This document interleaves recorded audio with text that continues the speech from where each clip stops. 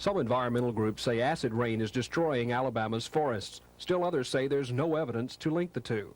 But what participants in an acid rain conference in Montgomery were told is that no one really knows.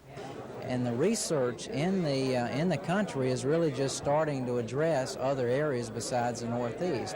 And it's going to take a while before we can get research on, say, southern pine or loblolly pines on whether or not acid precipitation is a problem.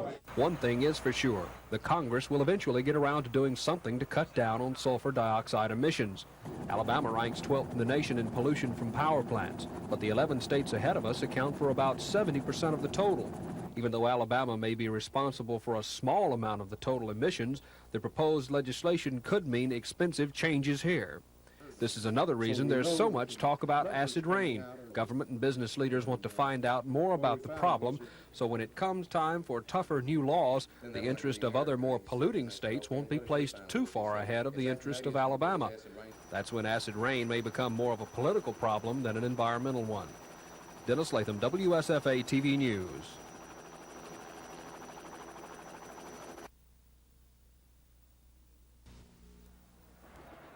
They're the ones who get the glory when they break a long run or score a touchdown, but they're also the ones who take the hits, run after run. So with all that in mind, it's obvious that it takes a special breed of athlete to be a running back, and Auburn has some great ones.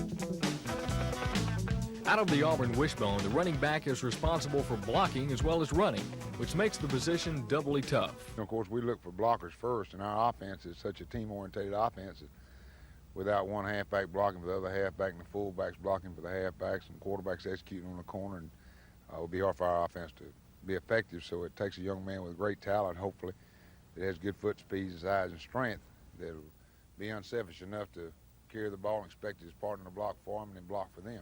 Mostly it just take desire, just want to. If you have the ability to know how to block and, the running comes natural, you just have to know how to block. And, well, as far as taking it up in our time after time, that's just our job.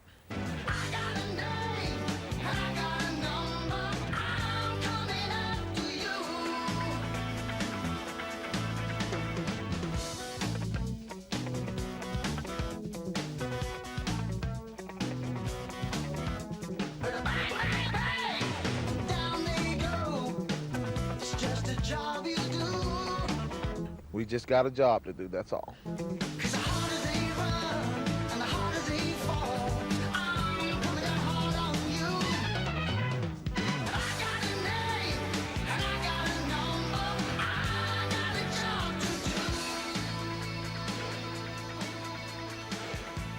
The Auburn running backs, a talented group with a job to do, running, blocking, and scoring.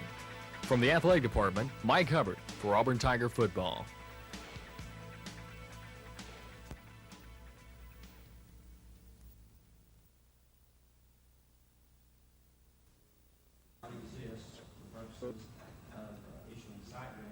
Procedure that we have used in my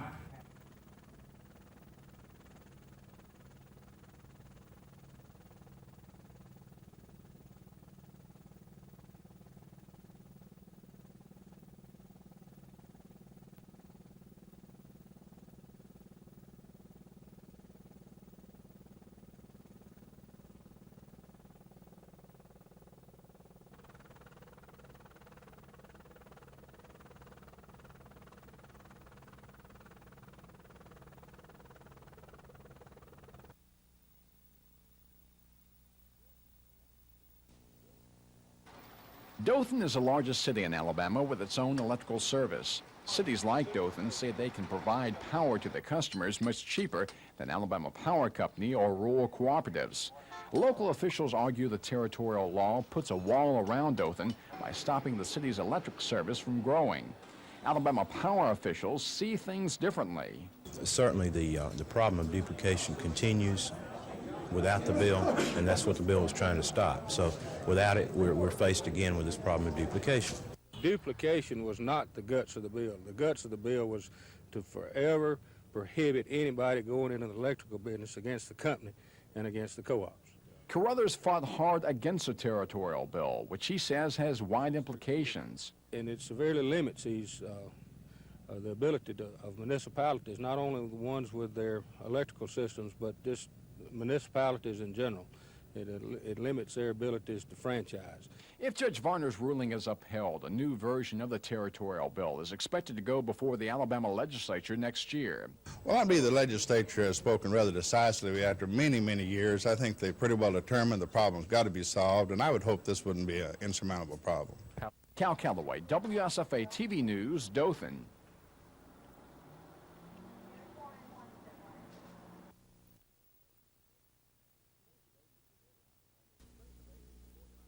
Save the Babies was organized almost 2 months ago by Greg Wren.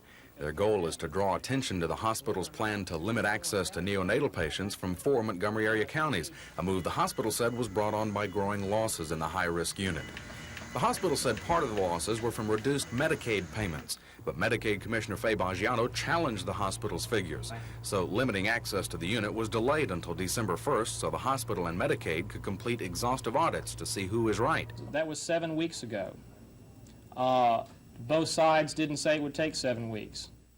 The audit procedures are nearing completion. Only last week did the hospital finish its part of the audit, allowing Medicaid to go ahead and make its comparisons and findings. The two sides get back together next week to compare notes and hopefully release some information. But because the audit procedure is taking longer than expected, Wren is concerned December 1st will get here before any solution is found. He wants the December 1st deadline pushed back even further, and he wants more help from the hospital. I had a hope, frankly, that the hospital would take a leadership role, that the executive officers of that hospital would have put information before its boards stating how we think we could solve this problem. No recommendations as to how the problem can be solved have come from Baptist Medical Center, just a decision to close. Chris Grimshaw, WSFA TV News.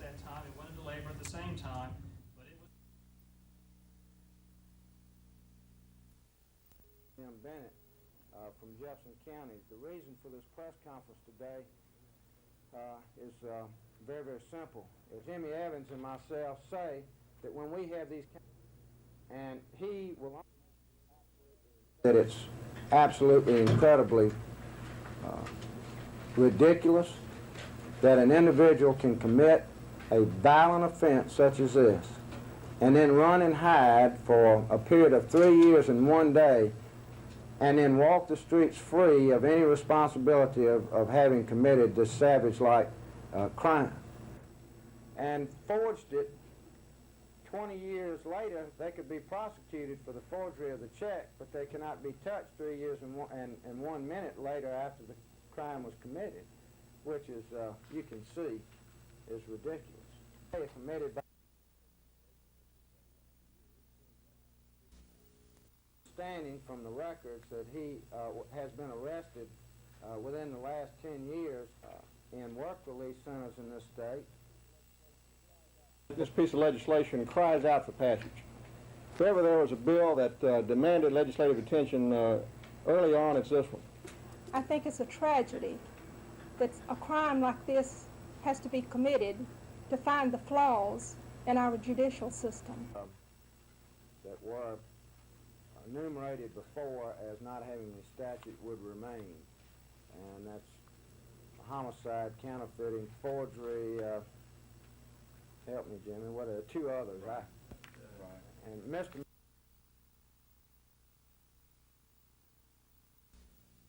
are involved in a farming operation.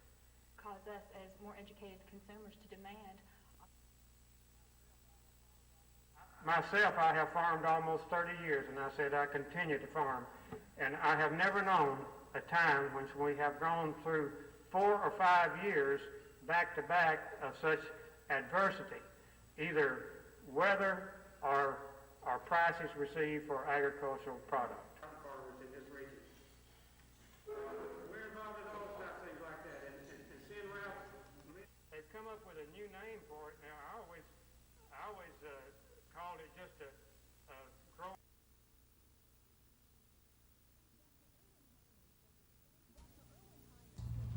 Dr. Erwin Hyman says a spanking may seem harmless, but it can have long-lasting effects. The noted author and professor says people who are physically punished as a child may grow up to abuse their own children. He says corporal punishment is unfair to our children and is against our basic democratic principles. Even though the Supreme Court did not give children constitutional protection against corporal punishment, they are the only citizens in our country that don't have protection. And it's interesting to note that children in public schools can be hit, but once a child commits a crime or is put in an institution, he's protected. Dr. Hyman says research shows that corporal punishment inhibits learning, but school systems around the nation are reacting differently to this information. Los Angeles just eliminated corporal punishment. In the South, it seems from the data we got, we do have an increase. Part of it, I guess, is the private schools. There seems to be more of it going on in the private schools than in the public schools. Dr. Hyman insists there are methods of dealing with a screaming or disobedient child other than spanking him. If you have to punish a child, withdrawal of privilege is the way to go. Now, if you find that there's no privilege that you can withdraw from a child to make that child change their behavior, then you've got problems. You've got real problems. You should see your local psychologist. Terry Stanton, WSFA TV News.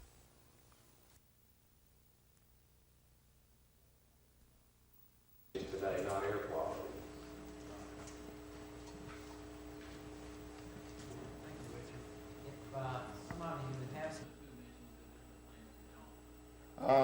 The technique that's used, the 80 emissions are going to be the baseline from which you have to take, from which you have to get your reductions from. Heard on it, so we know that the numbers coming out are truly data. They're qualified. It's, you know. And they said, okay, and what is your final wish? And he said, if that Canadian's going to give his acid rain speech, I want to be shot first. So.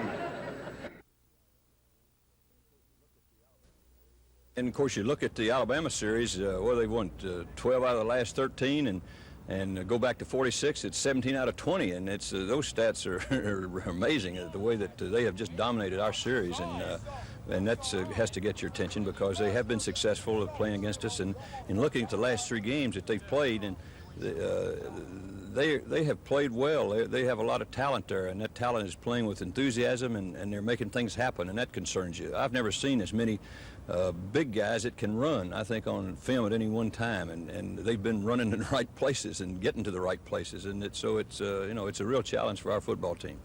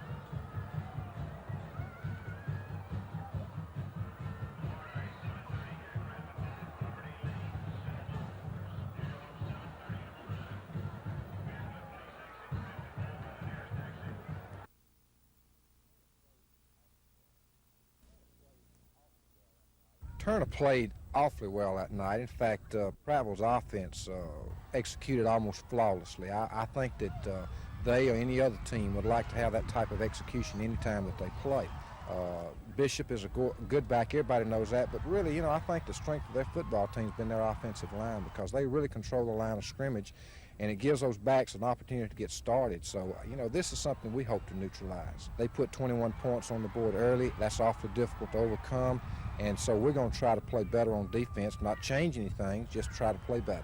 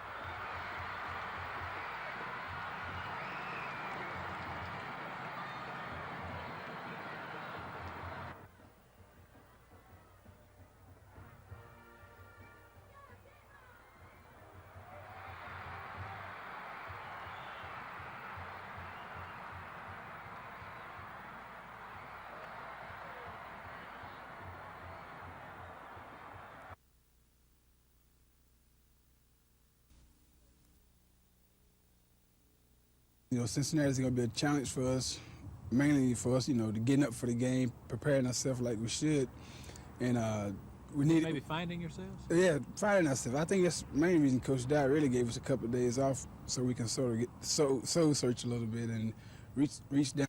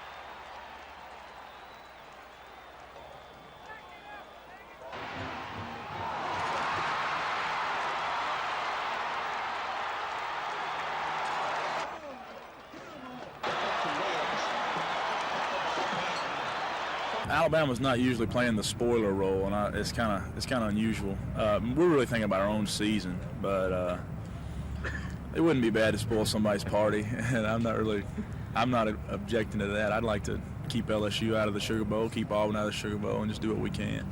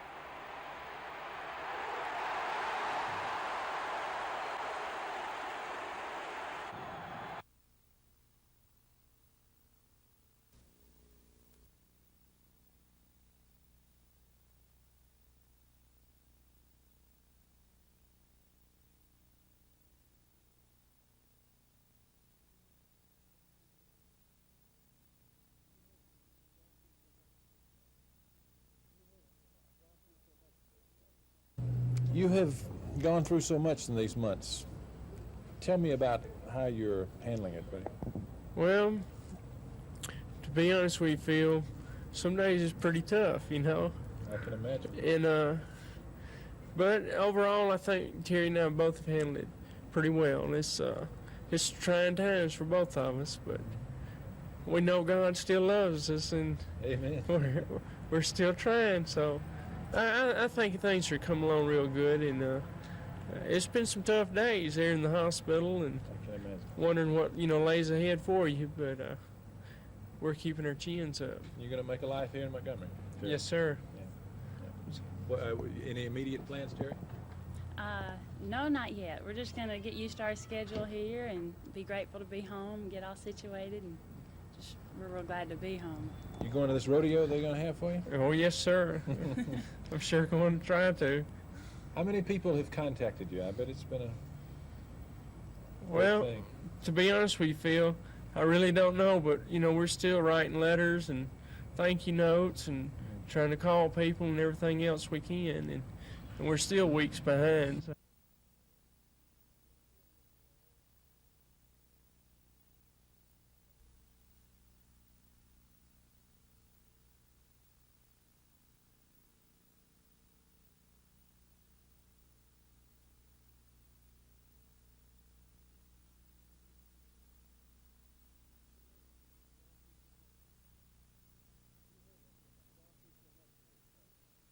You have gone through so much in these months.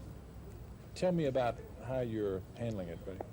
Well, to be honest with you, Phil, some days it's pretty tough, I can imagine. And but overall, I think Terry and I both have handled it pretty well. It's trying times for both of us, but we know God still loves us, and amen. We're still trying. So.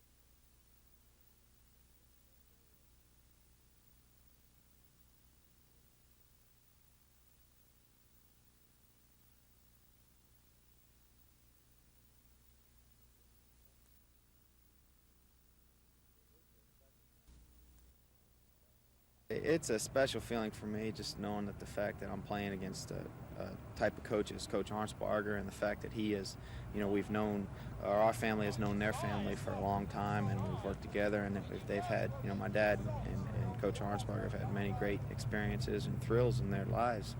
And like I said, it is a special feeling for me, and I think about that this week. But once game time comes, that's forgotten, and you just got to concentrate on going out there and winning the game.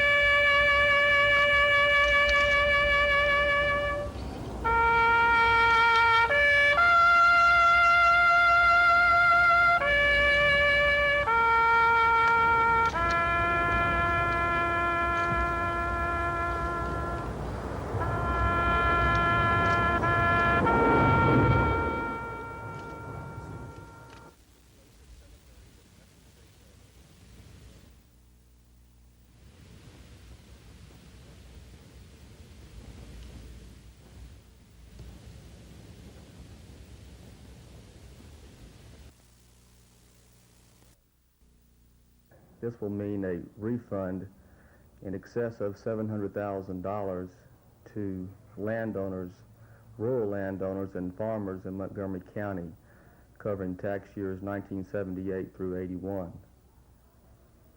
We believe that this involves at least 500 or more farmers and agricultural landowners in the county, and we expect the refund to begin sometime within 30 to 45 days, depending on the trial court schedule. Hi, Mr. Cameraman.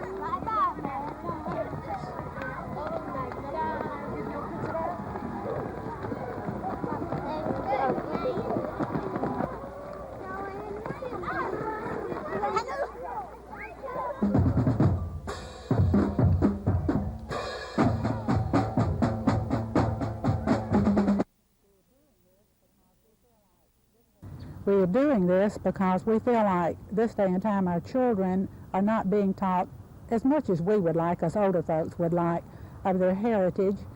And we've done this on a minor scale even prior to that, but when Dr. Teague wrote all of the school systems a letter and suggested that we do this in depth, that was just all we needed here, and we just started our parades, and they get bigger and better every year.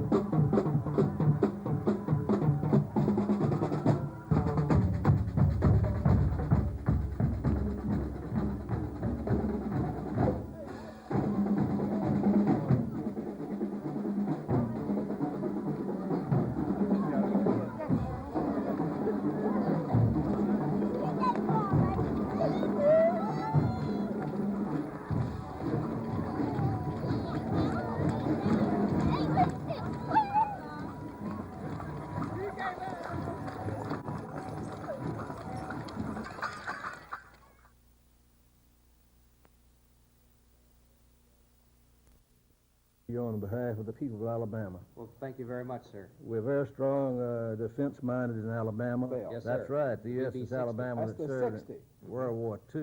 And of course, I'd like to give you something here that you can display on your desk. Mighty kind. Thank you very much, Captain.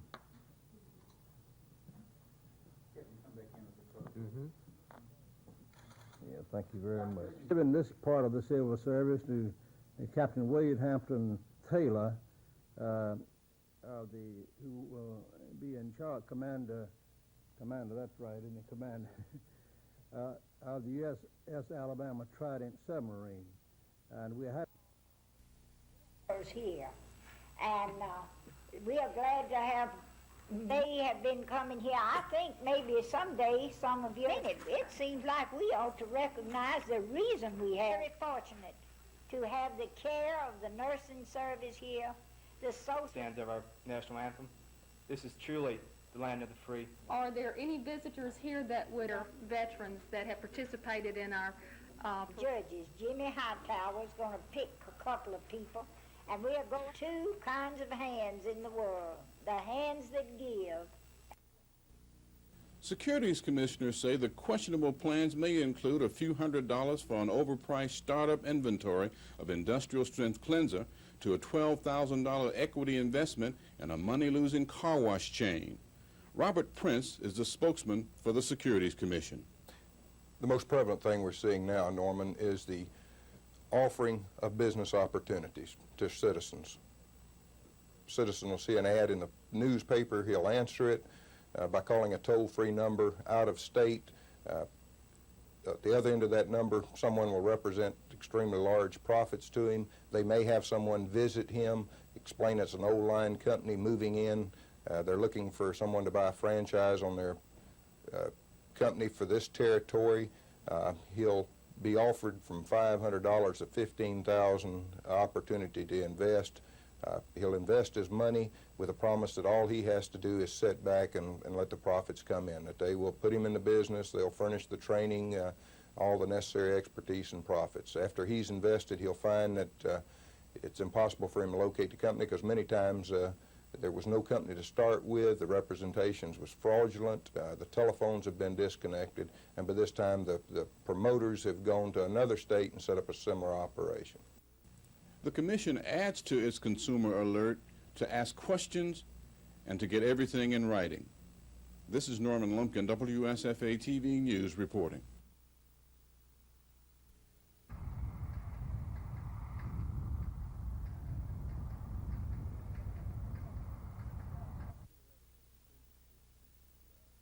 Theoretically, the suits would keep the nitric acid, which was in the spill, from getting contact with the skin and creating a hazardous situation to our firefighters.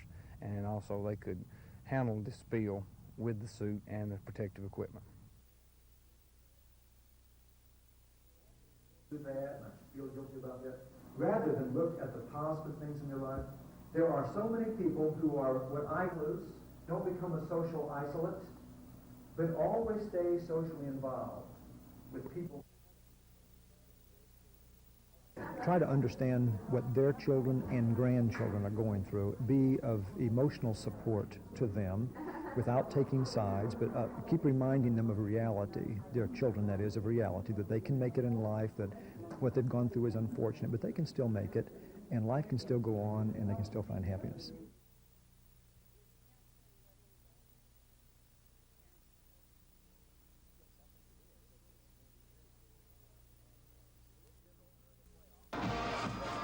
The Lee Generals are in the playoffs for only the second time in 13 years. This is Selma's first appearance ever in postseason play. But the two teams have a lot more in common. Lee coach Spence McCracken and Selma coach Gary Atkins were college teammates at Auburn. McCracken says that's where the similarities end. They throw the ball more than we do. We both run basically out of the same formation, but they throw the ball a lot more than we do. We're basically 6 plays and run and 1 and pass, and they'll throw it about 50 and 50. Atkins insists his Saints will have to play a perfect game to beat the Generals. McCracken also feels turnovers will be the key. I think so, Dave. We've turned it over 10 times in 9 ball games, and that was our goal, not to go any further than that. So if we can just go now 1 a game or less, then I feel like we've got a good chance to win. Kickoff at Crampton Bowl is 7:30. Dave Cody, WSFA TV Sports.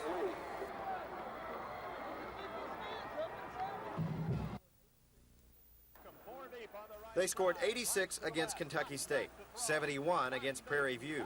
Their season average is somewhere around 60 points a game, although they were held to a season low of 28 points here last week, losing their first game of the year to Alcorn A&M. The they in all of this is the Mississippi Valley State football team. The Delta Devils, led by quarterback Willie Totten and receiver Jerry Rice, put on such a show that one Alabama State assistant coach said he couldn't wait to see it. Well, he won't have to wait long. The two teams meet in Edabena, Mississippi this Saturday. The Hornets, who've only won 1 game this year, are likely to be on the receiving end of a pretty severe sting. But don't tell them that. Last week they got beat, so it means they can be stopped. So we're going to go in there, and we're going to show them something they ain't seen before this season, and something Alcorn put on them. So we're going to try to mix it up, and like you said, we're going to need a pass rush from everywhere, and we're going to try to go all out to get them. It's bad enough having to play Mississippi Valley, but after a loss? Dave Cody, WSFA TV Sports. This was a question before Houston County voters when they went to the polls Tuesday. If county commissioners should live and run out of a specific district that be voted on by the entire county. The referendum was approved overwhelmingly. The vote was the idea of a former county commission chairman. I just mainly was keeping a campaign promise to the people that I would try to let them have an opportunity to put it back to a district system. And the bill was passed, it was put on the ballot, the people voted, and they spoke. I don't think that the people really knew exactly what they were voting on. Current chairman Charles Whidden believes many voters thought they were approving elections by district and not at large. It will be an at-large vote, and I don't think that the people understood that. But Whidden says he has no problems with the vote. The desire of the people is to go back to a district system, and for that reason, we are making our plans to do so. And Mathis believes the new system will work. It'll make the commissioner from a certain district work harder for that district. Whidden believes district lines can be drawn up in 60 days with Justice Department approval before the 1986 elections. Cal Calloway, WSFA TV News, Dothan. You can start talking. That's fine with us. Well, the purpose of my being in Alabama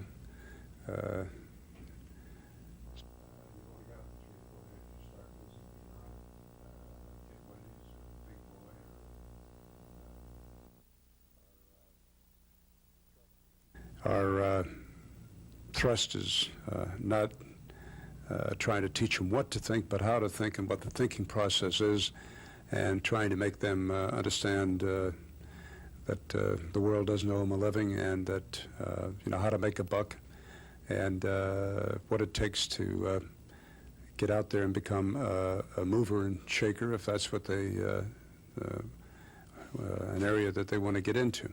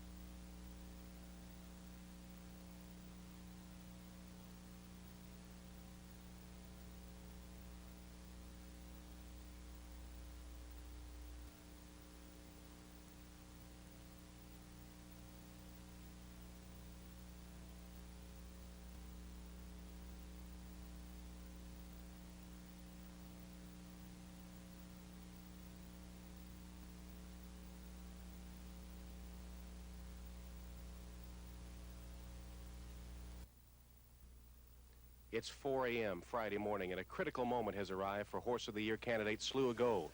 Dr. Judd Butler is applying a fiberglass patch to a crack in one of his hooves. Essentially what we've done is built a new hoof wall out of fiberglass. We've attached the fiberglass to the hoof with sheet metal screws, and we've wrapped it up with plastic. Before the development of these fiberglass patches, a quarter crack could put a horse out of action for months. But now, with Angel Cordero up, Slew of Gold is out to test his new patch. He's not 100%, but he's not Betty, that he's going to be okay. So apparently all is well, and Slew of Gold will be the favorite in the $3 million Breeders' Cup Classic, to be seen tomorrow, one of 7 races live on NBC.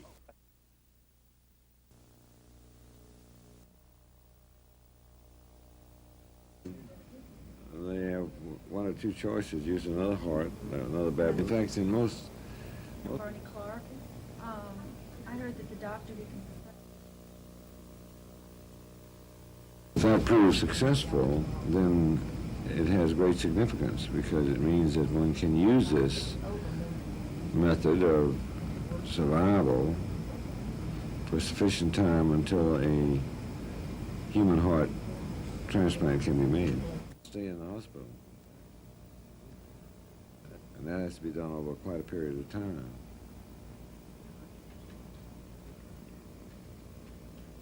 Are you working on any conventions right now? Jeff Wickersham threw for 344 yards in a losing effort against Alabama a year ago. And Wickersham has been right on target this season, helping the Tigers to a 6-1-1 record. The thing that he has that impresses me so much is his vision. He can look you off one way and come back the other way and really hurt you. He's one of only 3 of the veteran quarterbacks coming back in the SEC. Wickersham credits the running of Dalton Hilliard for opening up the Tigers' passing game. The Bengal back has 5 100-yard games and is ranked 6th in the country, averaging 122 yards each time out.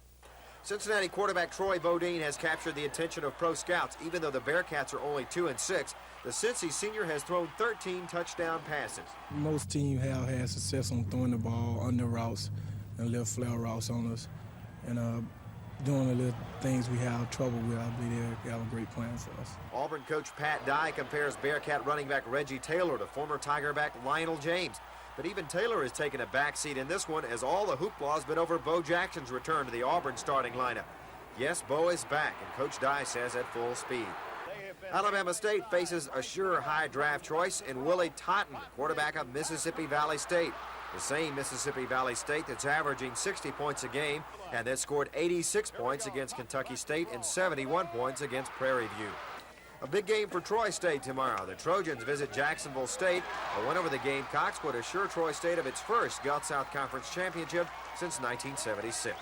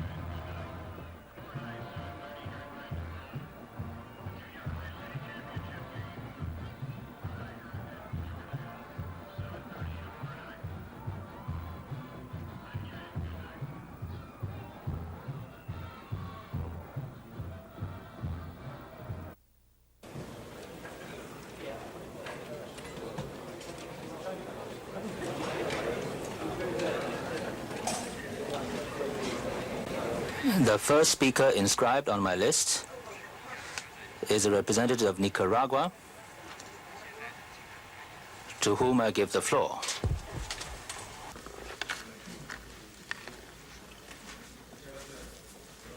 The government of Nicaragua categorically declares that it is false to assert that any ship of whatever nationality is shipping fighter planes towards Nicaraguan ports. And we wish to declare that no aircraft of that sort has been unloaded.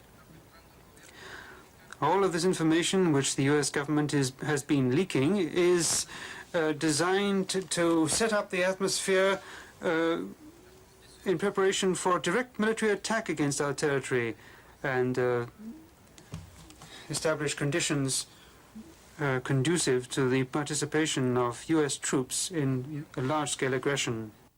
In Eclectic, the Elmore County Panthers and Slocum Red Tops. First quarter action, Panthers senior Steve Robinson takes off around left end. The senior travels 27 yards for the score. The point after attempt failed. It was 6-0. In the second quarter, with 2:07 remaining, the Red Tops' Brad Baxter up and over for the score. It was 7-6 at the half. Elmore County goes on to win 14-7 over Slocum. In Wetumpka, the Indians and the Chilton County Tigers. Stanley Taylor captured third quarter drive for Wetumpka. 5:30 to go. Wetumpka was ahead 14-7. Chilton County turned the ball over on their next possession. That's when senior Dwayne Bowie keeps his feet. A 10-yard score. The Indians went for two and made it. Pass from quarterback Keith Peavy to Taylor. Chilton County added one score in the fourth quarter as Wetumpka wins their 11th of the season, 22-13. Jim Jackson reporting, WSFA TV Sports.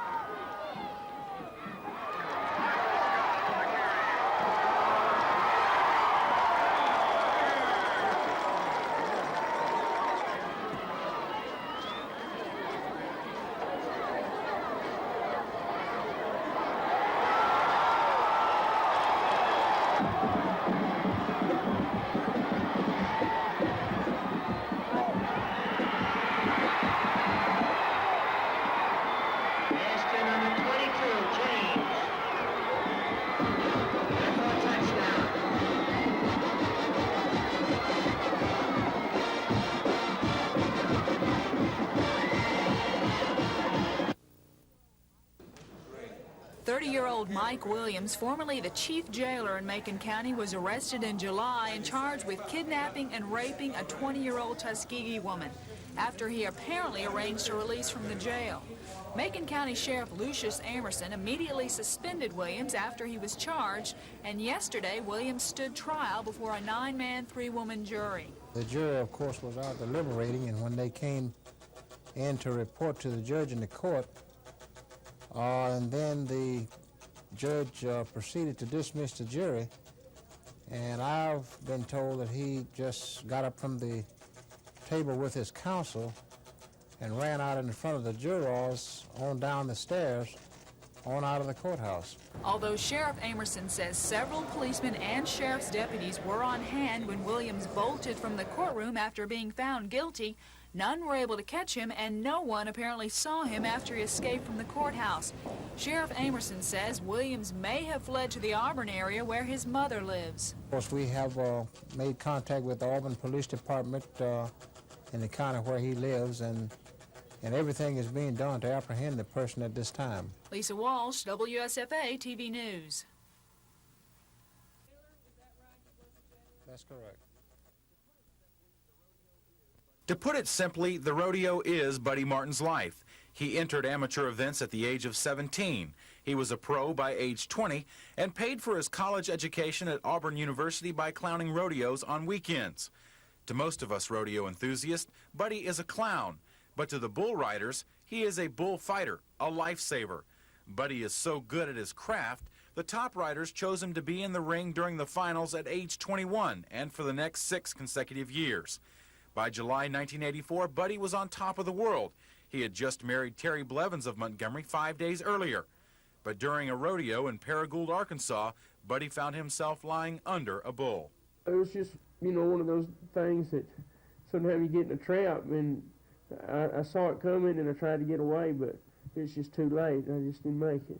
The bull crushed the 4th and 5th vertebra in Buddy's neck and injured his spinal column. Buddy must now watch the rodeos from a wheelchair. But Buddy is not bitter toward the sport that is his life. Buddy says he knows his faith allowed him to enjoy life before the accident and after. I'm going to have to say that God has really helped me. I've given everything I can to him and give him thanks, and when I really needed extra strength, I knew where to go to get it. Buddy and Terry are now living in Montgomery, but they both long to return to the country where Buddy learned the rodeo life. I thought back one time, if a man went through life and he didn't do what he thought the good Lord wanted him to do, he could waste a lifetime. Like I said, man, I'm just thankful, Dean, I really am. It's hard, and I know Terry and I, we may have, some hard roads up ahead. But I know together, with God, we can work it out. Dean Argo, WSFA TV News.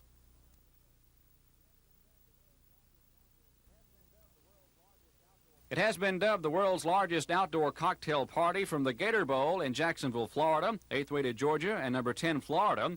Galen Hall and the Gators not wasting any time. Quarterback Kerwin Bell and receiver Lorenzo Hampton connect on a first down pass play.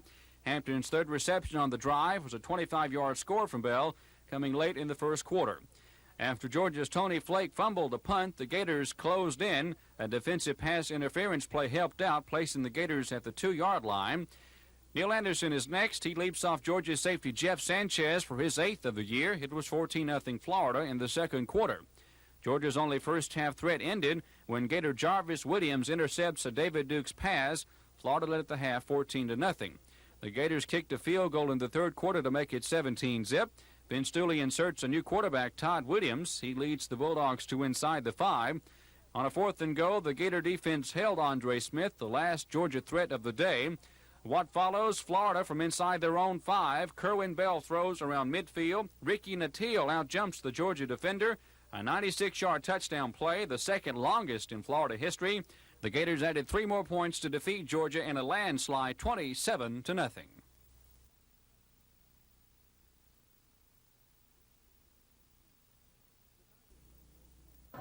The Tigers were in no mood to toy with Cincinnati today. The game was just over 2 minutes old when Pat Washington linked up with Freddie Wagan on this 35-yard touchdown pass. 7-0 it was And before the Bearcats could recover, Bo Jackson and the Auburn offensive line, bent on destruction, had put 3 more quick scores on the board.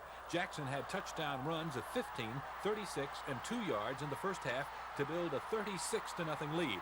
Mindful of their Georgia Tech letdown, the Tigers roared out at the half for 3 quick scores. The most spectacular, the 65-yard run by Brent Fullwood.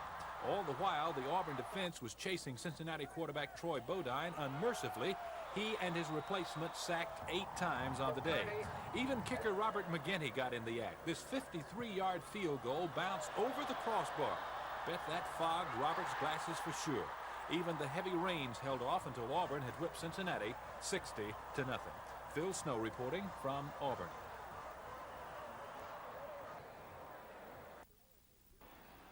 After LSU's Gary James returned the opening kickoff 33 yards, quarterback Jeff Wickersham moved the Tigers 62 yards in 7 plays. A 32-yard completion to Eric Martin highlighted the drive, which ended when Herman Fontenot grabbed Wickersham's pass in the end zone. It was 7-0 LSU. The Tide responded with a 75-yard drive to tie the game. Mike Shula at quarterback, the Alabama offense converted 2 third-down situations. Ricky Moore, looking like the Ricky Moore of old, bolted 10 yards and then scored from the 2. It was 7-7. LSU regained the lead on a field goal in the second quarter. Then the heavens opened, but tornado warnings for Jefferson County went virtually unnoticed. Deciding against a field goal attempt into the strong winds, Alabama converted on a 4th and 1 from the LSU 13. 3 plays later, Mike Shula faked a handoff to Paul Carruth and faked out our cameraman, lofting a pass to Ed Pugh in the end zone. Alabama led 14-10 at the half when the floodgates really opened. Afraid of mishandling the wet ball, Terry Sanders took too long to get this punt off in the 3rd quarter. Michael Brooks blocked it, Mickey Guidry recovered it, and returned it to the Alabama 12. On 3rd and 5 from the Tide 7, Dalton Hilliard darted into the end zone on a draw play, and LSU was back in front 16-14. Alabama had ideas of a comeback in the 4th quarter, but on 3rd and 1 from the LSU 35, Shula's pass to Paul Carruth fell incomplete. And on 4th down, Sanders punted into the end zone. That was the one where I should have made a different decision on 3rd down. As far as the 3rd down call. LSU's 16-14 win assured Alabama of its first losing season since 1957. It ended the Tide's consecutive bowl game streak at 25. In Birmingham, Dave Cody, WSFA TV Sports.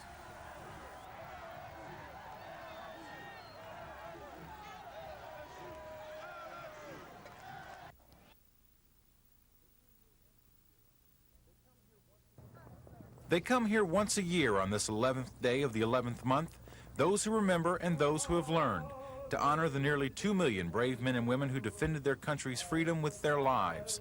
In these graves lie husbands, brothers, sisters, loved ones, and friends, never to be forgotten on Veterans Day. The signs of our freedom, the stars and stripes is displayed proudly. The national anthem and the Pledge of Allegiance ring out. 66 years ago today, the Armistice Treaty was signed and World War I ended. But the prayers didn't end there, and they won't end tomorrow. As one vet told me, Veterans Day is a day to think about the bright days ahead, the dark days behind, and freedom forever. Americans are not the only ones celebrating Veterans Day. The English and French also honor their freedom warriors today. During World War II, more than 100 Allied pilots lost their lives in training accidents in and around Montgomery. The 80 British and 22 French aviation students stationed at Maxwell and Gunner were buried here. Today is a day for the free world to remember the price veterans paid for our freedom.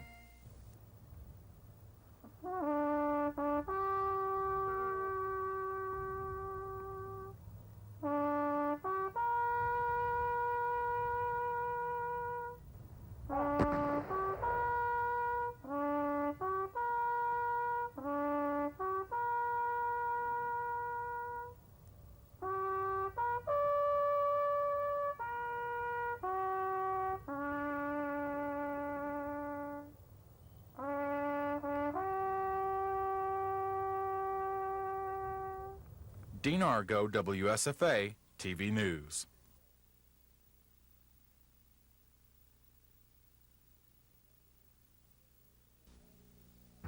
And the dedication of this edifice, this public building, this fine facility, to measure the progress of the great county of Lee in East Alabama. Chief Justice C.C. Bo Torbett was the guest speaker, but the guest of honor was T.K. Davis Jr., the former Opelika mayor who was the moving force behind the Justice Center and for whom the complex has been named. Davis chaired the 12-member Citizens Advisory Committee, which recommended in January of 1981 that the project be financed by a 1-cent countywide sales tax. The legislature approved the taxation, and Lee County residents approved the location. Construction began in March of 1983 and was completed this month. Those of you who have not visited this stuff, I think you're about to see what is one of the most modern, well-designed, downright beautiful court structures in this state. The Justice Center is equipped with a jail that has cell doors which open and close with a flick of the switch, stylish jury rooms, and specially built courtrooms with media viewing facilities. I think that our county commissioners and everyone else that was involved in designing this facility should be applauded for having the foresight to incorporate this advanced design, and in doing so to physically remind us that there is no secret justice in this country. Another thing county lawmakers aren't keeping secret is the fact that this $8.6 million complex will be entirely paid for by 1986, a full year ahead of schedule. The old Lee County Courthouse, which was built in 1896 for $35,000, won't be abandoned. The sales tax will also fund the $2 million renovation of this building, which will house county offices such as the tax collector, school board, and county commission. Lisa Walsh, WSFA TV News, Lee County.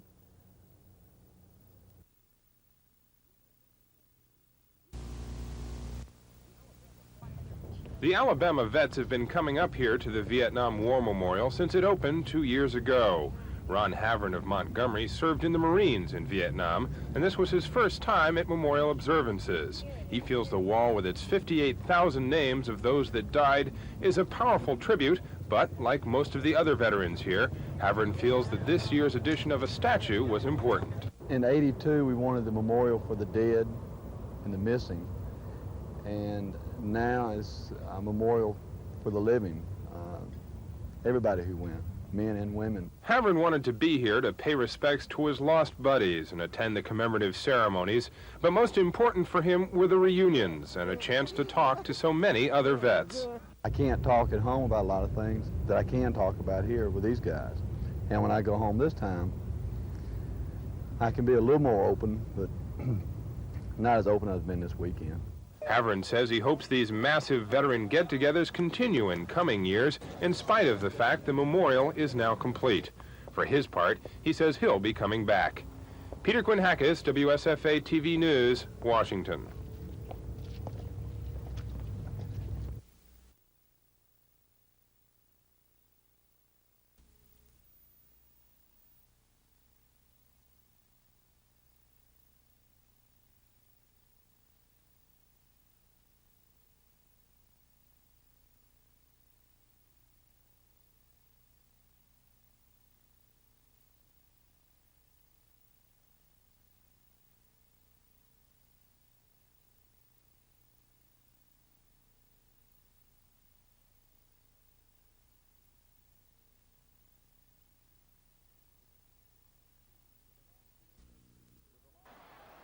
With the loss to LSU, the Alabama Crimson Tide has claimed its first losing season in 27 years.